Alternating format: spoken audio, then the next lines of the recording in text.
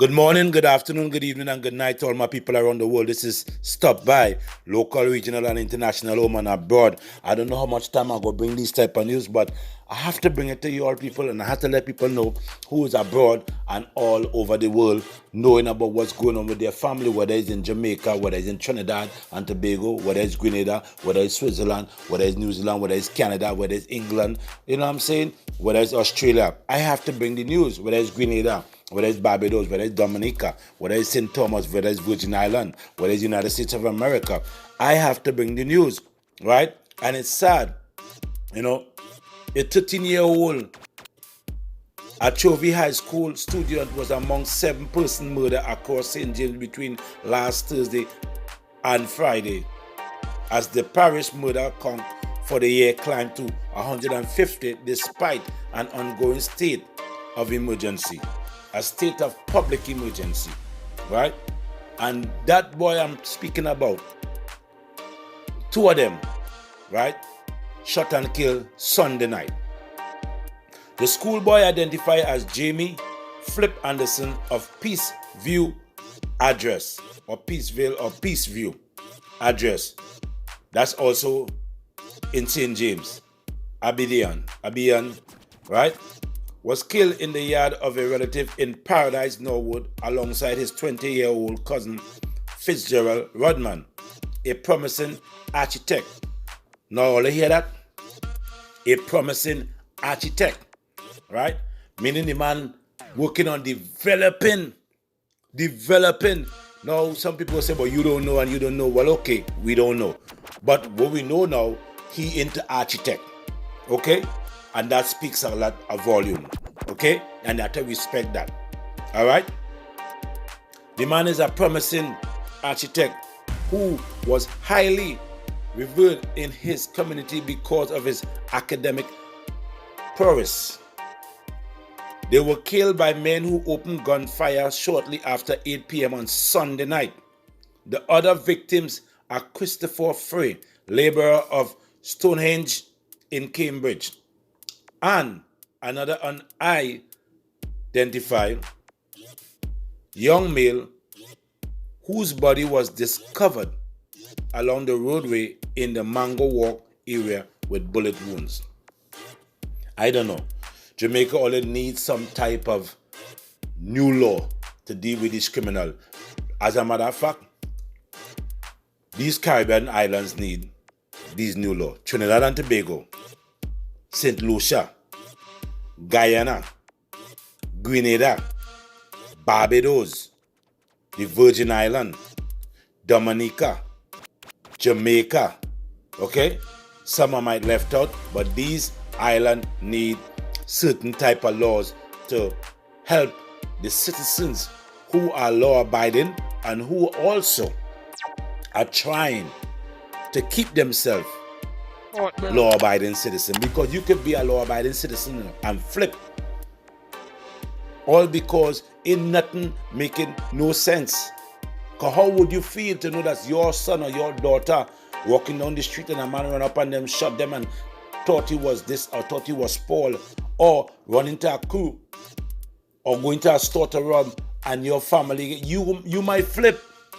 Especially if you have an idea who the person is, and then you could be wanted for murder because you went and revenged that murder.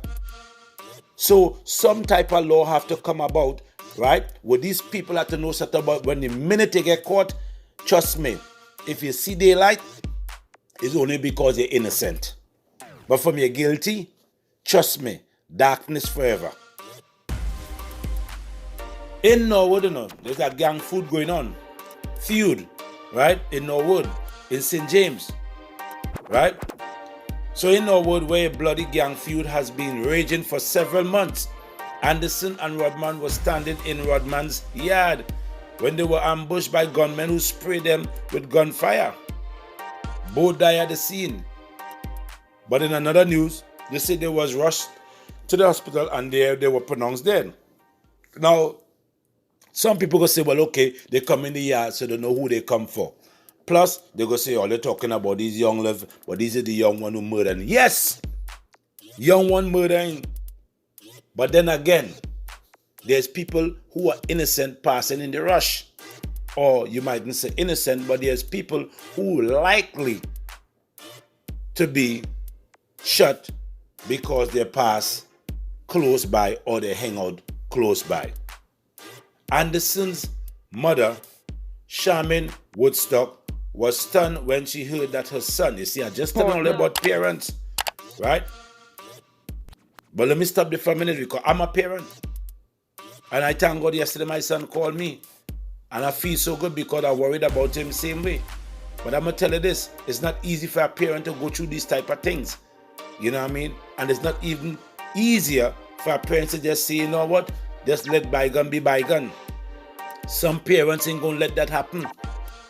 So imagine you heard your son get shot. What would be running through your brain and your mind? But anyway, Miss Charmaine Woodstock was stunned when she heard that her son was killed because he had a complaint about not feeling well and left for downtown Montego Bay to buy medication and return home. She said he had complained about not feeling well and left for downtown Montego Bay to buy medication and return home. I still can't understand how he ended up in Norwood, said the trembling mother. Now in some news they say probably he's from Norwood. I don't know. But like she said, she wanted to know how he ended up there. So that's the next puzzling part of it, right? At Rodman home, tears flown as his mother, Lisa Bernard, cried in anguish amid family members and neighbors. He completed the first stage of training as an architect and was now making preparation to move on to UTech. Now, this is another thing we'll be talking about. The youths of tomorrow who are academically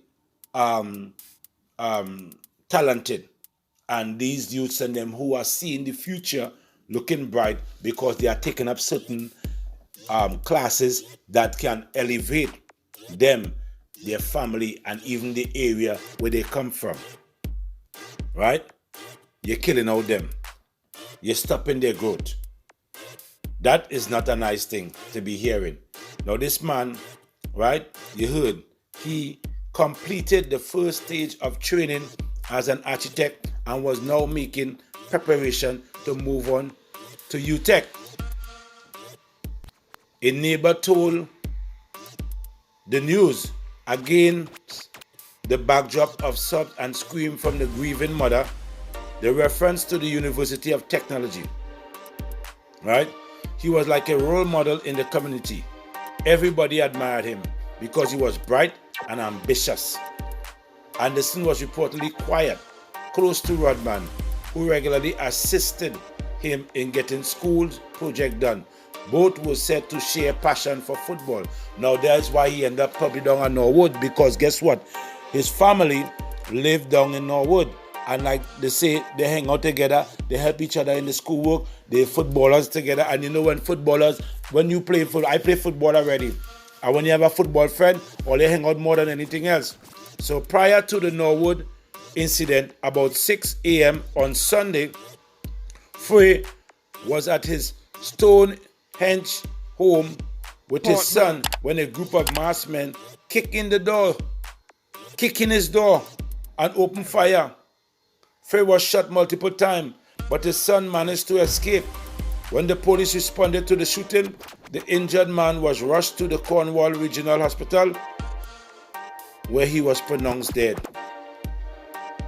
The unidentified male was found dead along the roadway in Mango Walk by a police team that went to investigate reports of gunfire in the community.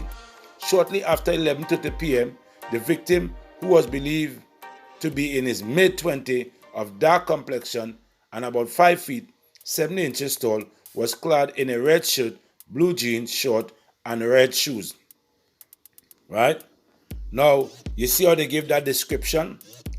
That is why I bring the news sometimes. Right?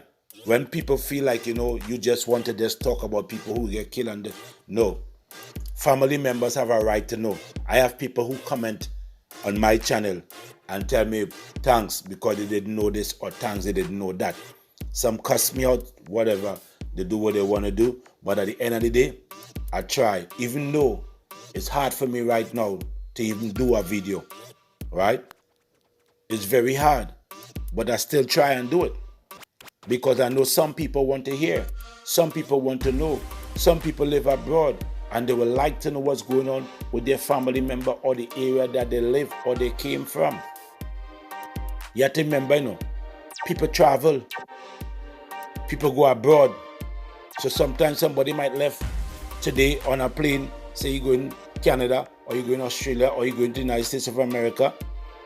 And as you left on a plane, 2-3 people dead in the area where he come from. Where he just know that I just spoke to Tom or I just spoke to Neville or Harry or whoever. And now as I land in Brooklyn and I turn on Stop By News, I get to find out by so the case. It's not, you're jinxing nobody or anything like that. It's the fact what's taking place. And some type of law need to come about. So these Caribbean islands that creating havoc and making citizens of this island don't even want to return. Because when you return, there's people waiting for you whether you have money or not. Because everybody who travel or been to America or been deported or whatever know that if you go back to Trinidad or Jamaica or any one of them islands after you live abroad for so long, if you don't have no money, shut your mouth. You can't have no talk. You can't say nothing. Come and go say, boy, you look at the party. You come there, you spend all them time, you waste time. And they will kill you for that. Now, if you have money, you're also a target. So we need to get some type of law that will deviate these criminals from going about their daily life killing people. It is not a good look for the outside. And sometimes we say we don't care about the outside world because things go on everywhere. But you have to remember this. It will put a stagnant on your relationship to travel. You might want to go abroad and people will realize, but we can't even give these people visas because these people are already havocing in their country and they will come here and do the same thing. Or don't even go to that country and invest because them people and them, they're killing everything. It's just something we need to look at. How can we make them change? And I want you all to comment because I notice people watch video and they don't comment like you all just want to be. And that's why we have a lot of things going on in this world. Because when we know something, right, we have a stigma where we call snitching, right? I wouldn't believe that you would think you snitch if somebody murder your family. And you have to give a report or give a statement. I don't think that is considered snitching. Then on top of that, what is snitching? The best and the person who said they ain't go snitch. The ones who act like they're so hard and criminal, snitch. They all talk to the police. Ask any officers. Criminals deal with the police.